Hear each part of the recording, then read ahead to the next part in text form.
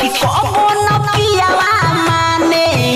हमर चढ़ल जवानी के भांगे। अगला तरह माई के लड़वा लसन पेलो चाहे रोहेला बुखार तब करे पिया प्यार जाने कौन हवे कीड़ा सखी। अच्छा सखी कौन हट कीड़ा सखी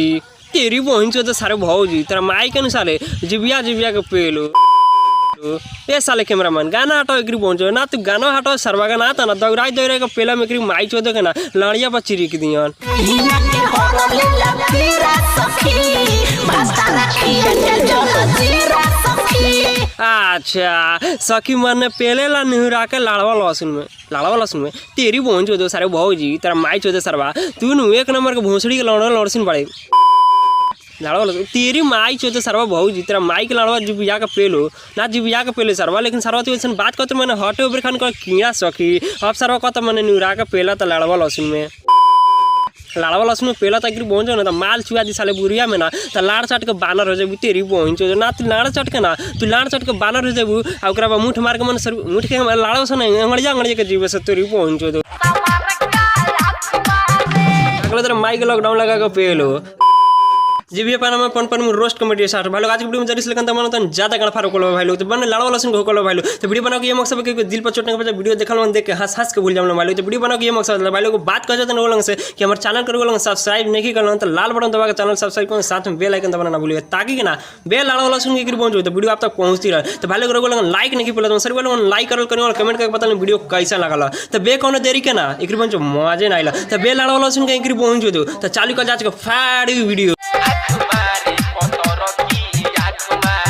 अच्छा आँख मारे पतर की आँख मारे लाल पर आँख मार तेरी पहुंचो दो सार्वजन भैया जी भाई ना जौन का नाम है धर्मेंद्र नेपाली जी ये तेरी पहुंचो तो भैया बा तेरा माई छो दो तेरी माई छो दो सरवा तू कहत बड़े कि आँख मारे देवर मने साला के ऊपर एगो गाना लगा भाई लोग कुछ दिन पहले कि आँख मारे देवर साला आँख मारे होगा देशो आके हमारा तो हो चाहिए का कहले तेरा बहन के ऊपर छील पेलो हमारा तो हो चाहिए। अच्छा सैया हमारा हौ चाही हमार हई ना चाही तेरी बहन चो दो लाड़वा एक बहन चो तो भौजिया सा ना मांगा तारा सन लंड माने सॉरी भाई मन लंड मांगा तारा सन कहत कथी बा भौजिया कि हमारा हौ चाही तेरी बहन चो तो भौजी तेरा माई के साले बूढ़ में लाड़वा लहसुन पेलो लाड़वा लहसुन एक बहन चो तो तेरा ननिया के बुढ़िया चो सरवा मन सॉरी भाई लाड़ चो एक बहन चो सरवा एक बहन चो कहत कथी बड़ा भौजिया उनके तो मैंने हौ चाही हई लान लेबू तेरी लाड़वा लहसुन में तेरी के भौजी ना पेलम सरवा लाड़वा पेलम तो साले माल फाचा फट फेंकबू मैंने सारी भाई लाड़वा लहसुन फेंकबू तेरी बहन चो ना साले का करी भाई लोग साला मीडिया उनके खिलाफ बनाते के ना बहन के ना एक माई के बूढ़ में साले पेल के साले गाड़ में माल चुआ जाती गाड़ में सरवा लड़का पैदा कर दी तेरी माई चो दो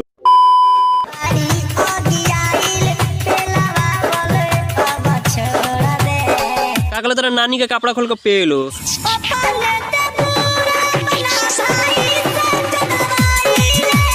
अच्छा अपने के बूढ़ अपना भाई से पेलवैले बात तेरी बहन जो तो भैया तेरा माई के लाड़वा लहसुन पेलो ना तेरा बहन के नु साले ढुका के पेलम साले नूरा के सरवा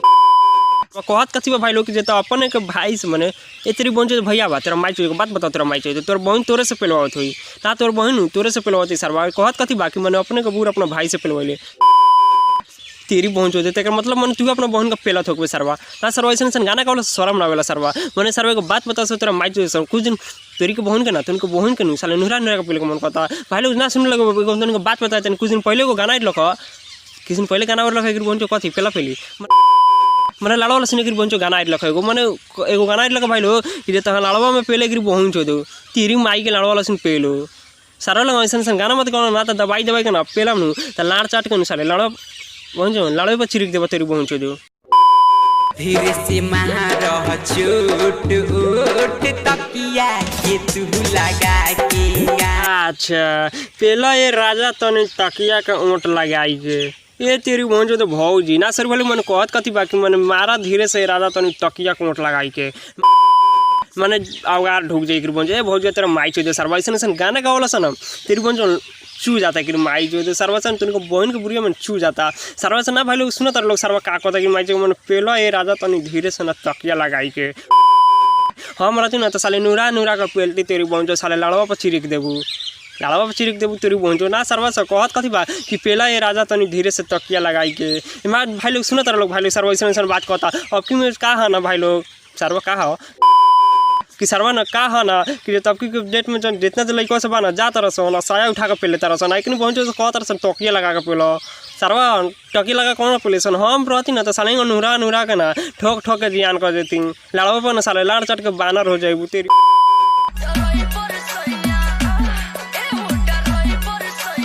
का कहलो तेरा माई के पड़ाका पेलो अच्छा ड्राइवर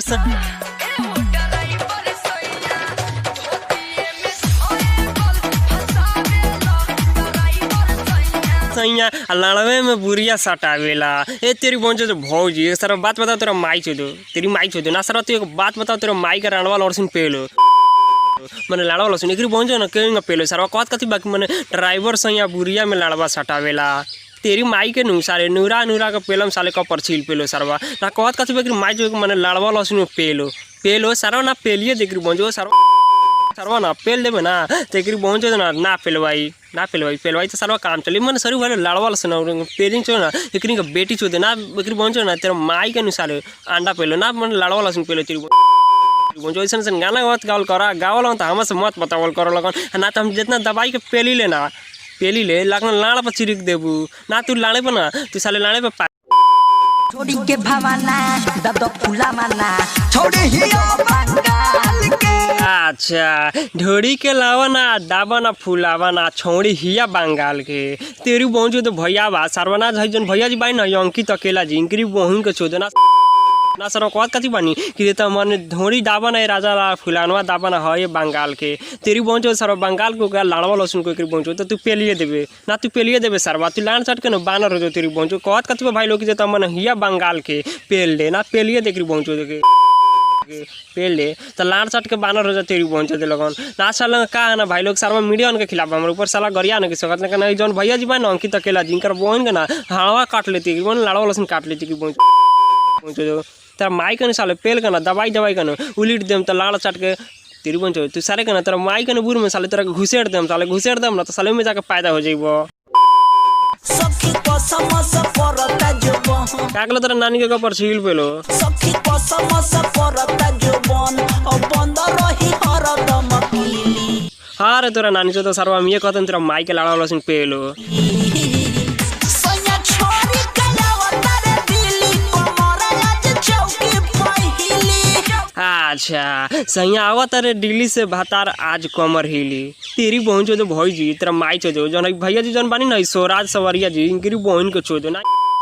ना इनका माई के ऊपर छील पेलो सरवा कहत कथी बानी कि सैया आइए दिल्ली से तो कमर आज हिली तेरा माई के नूरा नूरा का पेलो सरवा मन पेलो एक बंचो सर ऐसा गाना काहे गावत तेरा सर मैंने दिल्ली से लड़वा लहसुन सब एक बंचो तो हमसे बतावल जरूरी बा ना तोरा बतावल जरूरी बा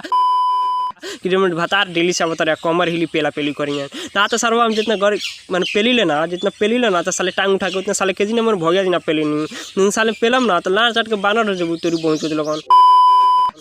ये साला भैया भाई तू बात बताओ तेरा माई के लड़वा लहसुन लॉकडाउन पे साले बॉलेंडर बियर पेलो मैंने साला लड़वा लहसुन लॉकडाउन पेलो साले नूरा के ऐसा गाना मत गौल करा ना तो हम पेलम नू तो लाड़ चट के बानर हो जब तेरा माई के बूढ़ चोदा चटो